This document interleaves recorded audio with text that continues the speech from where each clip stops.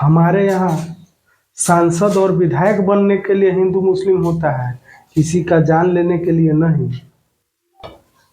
और हाँ, अगर देश की बात हुआ तो सारे मुल्क एक हो जाता है। बेटा, तुम धर्म पूछ करके गोली मारे हो ना, प्यासे मरोगे। एक हैंडपंप तो तुम्हारा गदर वाले सनी भाई ने ही कबाड़ दिया था। दूसरा, मोदी जी तो पनिया बंद कर दिए। बेटा, तेरे पास न तो खाने के लिए दवा है और न पीने के लिए पानी।